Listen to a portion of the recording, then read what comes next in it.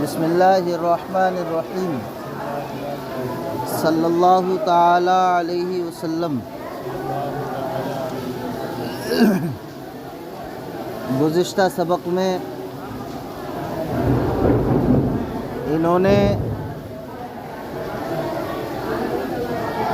دین کی تعریف کی، فرمایا والدین هو وضع الہی سائق لذوی العقول باختیارہم المحمودی الی الخیر بالذات۔ دین وہ دستور خداوندی ہے جو عقل والوں کو ان کے قابل قدر اختیار اور قدرت کے ذریعے خیر بالذات کی طرف لے جاتا ہے۔ اس پہ اعتراض ہوا تھا کہ دیکھیں یہ تعریف جو آپ نے دین کی ہے تو یہ تعریف اس بچے کو شامل نہیں ہوگی جو چاند رات میں پیدا ہوا اور اس کی صبح میں اس کا صدقہ فطر ادا کرنا واجب ہوتا ہے۔ مسئلہ شریعت کا ہے جو بچہ چاند رات میں پیدا ہوا تو اگلے دن عید کی نماز سے پہلے صدقہ فطر ادا کرنا واجب ہوتا ہے، اور آپ نے دین کی تعریف میں بے اختیارہم کی قید لگائی کہ بندہ اپنے اختیار کے ذریعے اور قدرت کے ذریعے خیر بالذات کی طرف پہنچ جاتا ہے، دین اس کو لے جاتا ہے۔ تو کہتے ہیں دیکھیں بچہ با اختیار نہیں ہے، بچہ لہٰذا اس پہ صدقہ فطر ادا کرنا واجب نہیں ہوگا۔ آپ کے اس تعریف کی وجہ سے جو آپ نے کی ہے بے اختیارہم کی قید لگا کے، اس کا جواب دیا تھا کہ ہم نے کب کہا کہ بچے پہ صدقہ فطر ادا کرنا واجب ہے، بلکہ ہم نے تو یہ کہا مسئلہ تو یہ ہے کہ بچے کے باپ پر بچے کی طرف سے صدقہ فطر ادا کرنا واجب ہے، اور باپ چونکہ با اختیار ہے لہٰذا اب یہ تعریف اس کو شامل ہوگی اور بچے کی طرف سے صدقہ فطر ادا کرنا واجب ہوگا۔ پھر انہوں نے کہا کہ اس تعریف دین کا اطلاق ہر دین پر ہوتا ہے، چاہے وہ دین عیسوی ہو اور دین موسوی ہو۔ تو اب اعتراض ہوتا ہے کہ جب اس کا اطلاق ہر دین پر ہوتا ہے، عیسوی پہ اور موسوی پہ بھی، تو انہوں نے جو ماتن نے کہا تھا وَعَلَىٰ آلِهِ الَّذِي قَامُوا بِنُصْرَةِ الدِّينِ کہ درود و سلام ہو آپ کی آل کے ان لوگوں پر جو دین کی نصرت کو لے کر اٹھے، اور دین کا اطلاق تمام دین پہ آتا ہے تو مطلب ہوگا کہ آپ کے اصحاب اور آپ کی آل کے لوگ دین عیسوی کے بھی مددگار ہیں اور دین موسوی کے بھی مددگار ہیں، یہ لازم آئے گا، حالانکہ ایسا نہیں ہے۔ آپ تو صرف آپ کے اصحاب اور آپ کی آل یہ صرف دین محمدی کے مددگار ہیں۔ تو اس کا جواب انہوں نے دیا کہ دیکھیں ماتن نے دین کی صفت قویم لے کر آئے، ماتن قویم لے کر آئے، اور قویم کا معنی آتا ہے مستقیم اور معتدل۔ مستقیم یعنی معنی ہوگا اور درود و سلام ہو آپ کی آل کے ان لوگوں پر جو دین قویم کی نصرت کو لے کر اٹھے، اور قویم مستقیم یعنی سیدھے راستے کو اور معتدل درمیانی راستے کو کہتے ہیں۔ اور یہ بحث پیچھے گزر چکی کہ حضور صلی اللہ علیہ وسلم کی شریعت یہ معتدل ہے اور درمیانی ہے، آپ کی شریعت آپ کا دین نہ اس میں افراط ہے نہ تفریط ہے، برخلاف حضرت موسیٰ اور حضرت عیسیٰ کے، کہ حضرت موسیٰ علیہ السلام کا دین اس میں افراط ہے اور حضرت عیسیٰ کے دین میں تفریط ہے، اور حضور صلی اللہ علیہ وسلم کے اصحاب جو ہیں وہ دین قویم کی نصرت کو لے کر اٹھے ہیں، یعنی شریعت محمدیہ کے مددگار ہیں، نہ کہ دین موسوی اور عیسوی کے۔ سمجھ میں آ گئی بات؟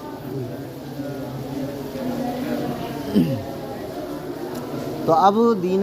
اسلام کا معنی کیا ہوگا؟ انہوں نے بتایا پھر دین اسلام کا معنی ہوگا کہ یہ متصف ہوگا دین اسلام استقامت اور ہمواری کی صفت کے ساتھ، استقامت ہمواری کی صفت کے ساتھ۔ فرماتے ہیں ثم اعلم، پھر تم جان لو، پھر ان اصول الفقہ لہو حد اضافی و حد لقبی، تم خوب غور کر لو، خوب جان لو کہ اصول فقہ کی ایک تعریف اضافی ہے اور ایک تعریف لقبی ہے۔ اصول فقہ کی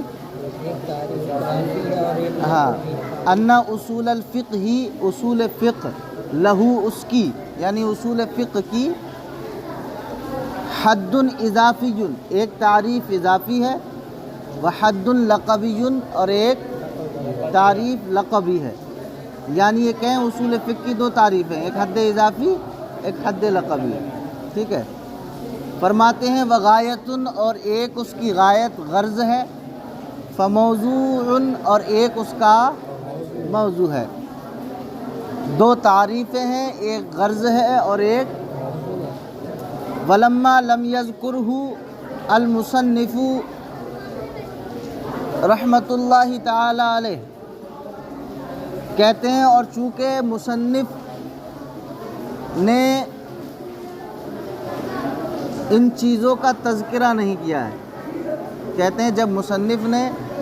ان چیزوں کا تذکرہ نہیں کیا ہے طویناہ علی غرہ، تو ہم بھی انہیں ان کی پہلی حالت پر لپیٹتے ہیں، ہم بھی انہیں علی غرہ کا مطلب ہوتا ہے پہلی حالت پر چھوڑ دینا، اپنی حالت پر چھوڑ دے، تو کہتے ہیں طویناہ ہم لپیٹ دیتے ہیں علی غرہ ان کی سابقہ حالت پر۔ مطلب یہ ہے کہ مصنف نے ان کا ذکر نہیں کیا تو ہم بھی نہیں کریں گے۔ مطلب ان کا کیا صاحب نور الانوار کا، کہ جب مصنف علیہ الرحمٰن نے اصول فقہ کی تعریف، موضوع اور غرض و غایت نہیں بتایا تو ہم بھی نہیں بتائیں گے، کیونکہ انہوں نے اختصار سے کام لیا ہے، تو نور الانوار بھی چونکہ طویل نہیں ہے، اختصاری ہے، تو ہم بھی اختصار سے کام لیں گے۔ فرماتے ہیں ولما لم یذکرہ المصنف، اور مصنف علیہ الرحمٰن نے جب ان چیزوں کا ذکر نہیں کیا طویناہ علی غرہ، تو ہم بھی ان کو لپیٹتے ہیں ان کی سابقہ حالت پر، ٹھیک ہے۔ یعنی جیسے انہوں نے چھوڑ دیا تعریف، موضوع، غرض و غایت کو بتانا، ایسے ہی ہم بھی چھوڑ دیتے ہیں۔ لیکن صاحب نور الانوار کہتے ہیں ولیکن لا بد ہا ہنا من ان یعلم، لیکن ضروری ہے یہاں من ان یعلم،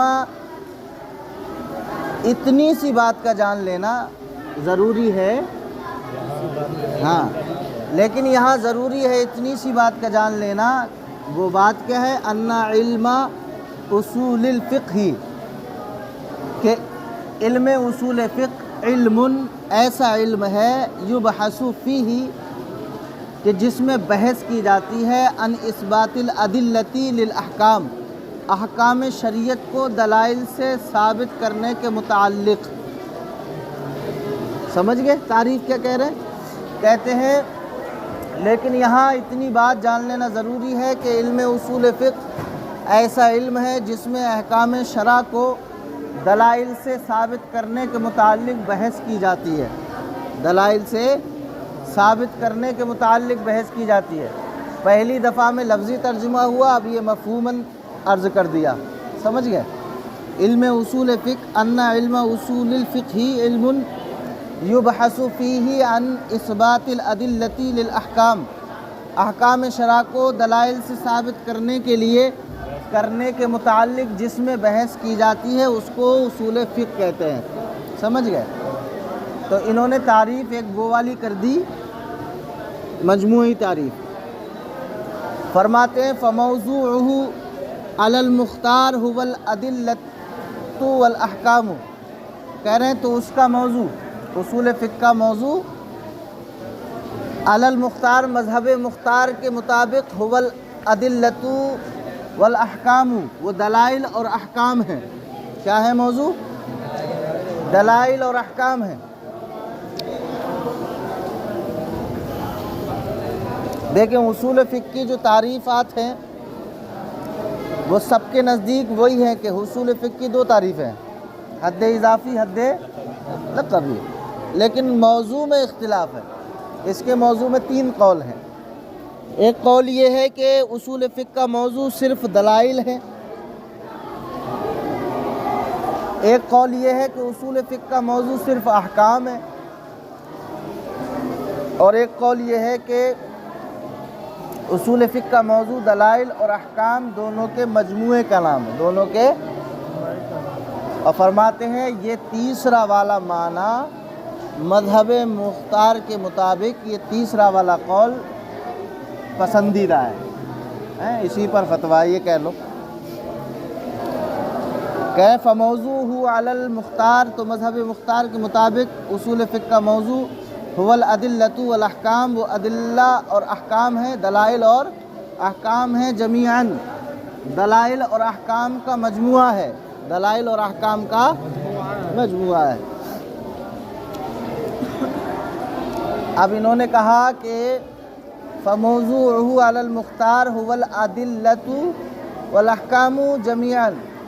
تو اس کا موضوع مذہب مختار کے مطابق وہ دلائل اور احکام کا مجموعہ ہے، دلائل اور احکام کا۔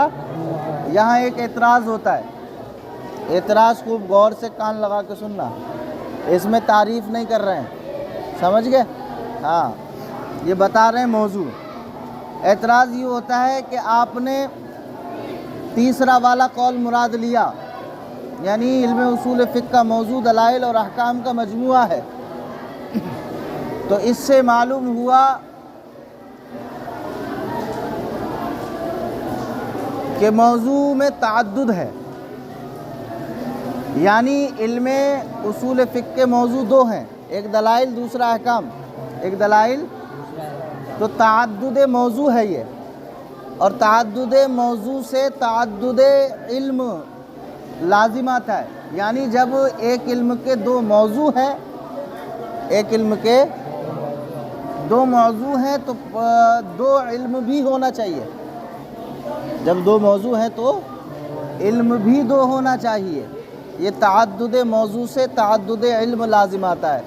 لہٰذا آپ نے علم 1 گنوایا اصول فقہ اور موضوع 2 گنوائے، جو کہ تعدد کو لازم مستلزم ہے، لازم کرتا ہے۔ تو اس کا جواب یہ دے رہے ہیں کہ دیکھیں تعدد علم اس وقت لازم آتا جب موضوع کے درمیان، یعنی 2 موضوع ہیں نا، ان دونوں کے درمیان جب ذات کے اعتبار سے تغیر ہو، جب ذات کے اعتبار سے تغیر ہو، یعنی تبدیلی ہو، فرق ہو، لیکن یہاں ذات کے اعتبار سے موضوع دونوں متحد ہیں، البتہ اعتبار کی وجہ سے فرق ہے، فرق صرف اعتباری ہے، ذاتی فرق نہیں ہے دونوں میں، دلائل اور احکام میں ذاتی فرق نہیں ہے، اعتباری فرق ہے۔ اگر ذاتی فرق ہوتا تب تعدد علم لازم آتا، یہاں ذاتی فرق ہے نہیں، اس لیے تعدد علم لازم نہیں آ رہا ہے۔ پھر اس کا جواب دے رہے ہیں، کہہ رہے ہیں دیکھیں اتحاد کے اعتبار سے کیا فرق ہے، فرماتے ہیں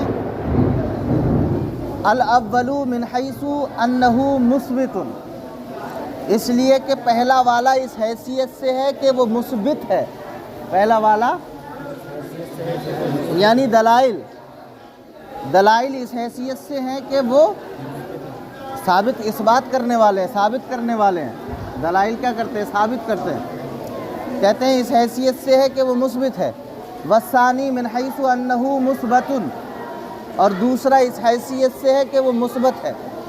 احکام اس حیثیت سے ہے کہ وہ مثبت ہے، چونکہ دلائل سے احکام نکالے جاتے ہیں تو وہ مثبت ہوئے، اور احکام چونکہ احکام کو نکالا جاتا ہے اس لیے وہ مثبت ہوئے۔ تو دیکھیں ذات کے اعتبار سے تو اتحاد ہے، ذات کے اعتبار سے، لیکن اعتبار کے فرق صرف اعتباری ہے، اور وہ یہ ہے کہ دلائل یہ اس میں فاعل کے معنی میں ہو کر مضاف بنے گا، اور احکام اس میں مفعول کے معنی میں ہو کے مضاف بنے گا۔ چونکہ یہاں اس بات جو ہے اس بات یہ مصدر ہے، اور مصدر کبھی فاعل کے معنی میں آتا ہے، کبھی مفعول کے معنی میں آتا ہے۔ تو دلائل چونکہ ثابت کرتے ہیں مسئلوں کو، حکم کو ثابت کرتے ہیں، احکام شریعت کو، اس لیے ہم نے اس کو دلائل کو اس میں فاعل کے معنی میں لے لیا، یعنی مثبت کہہ دیا، ثابت کرنے والا۔ اور چونکہ احکام